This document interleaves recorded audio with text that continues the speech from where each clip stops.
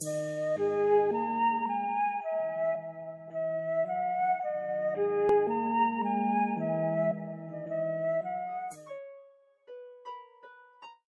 tout le monde, aujourd'hui nous allons parler du tout premier géant Ymir et de la création du monde. Nous allons voir comment il est né, comment il a vécu et comment il a créé le monde.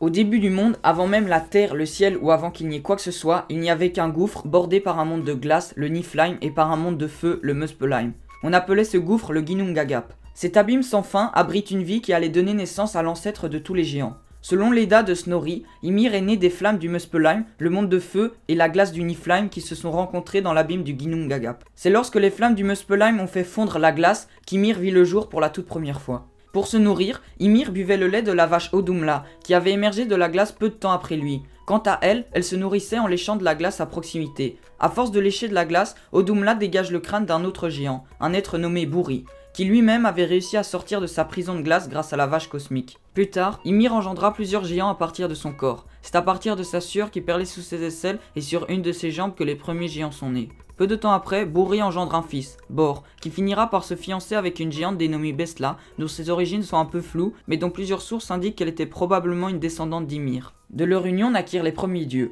Odin, le chef des dieux Az, et ses deux frères Vili et Ve. Ces trois dieux firent la guerre aux géants, et dans cette guerre, Ymir fut tué et tous les autres géants noyés dans son propre sang. Seul, Bergelmir et son épouse en rééchappèrent en se mettant à l'abri dans un arbre creux. Ce couple donna par la suite naissance à la seconde race des géants. Les dieux firent la terre avec la chair d'Ymir, l'océan avec son sang, ses eaux conçurent les montagnes, ses cheveux les arbres et la végétation, avec ses dents les rochers et les pierres, avec son cerveau ils sculptèrent les nuages, et ils finirent par la voûte céleste qu'ils construisirent avec son crâne. Celle-ci est soutenue par 4 nains, Ostri l'Est, Vestri l'Ouest, Nordri le Nord et Soudri le Sud. Les larves qui se nourrissaient de son corps devinrent des nains à qui les dieux donnèrent une apparence humaine, une intelligence et une conscience. Une fois que le ciel et les nuages furent conçus, les dieux Az utilisèrent les sourcils d'Ymir pour construire un mur géant qui allait tenir à l'écart la race des géants. Et ils nommèrent cet endroit Midgard.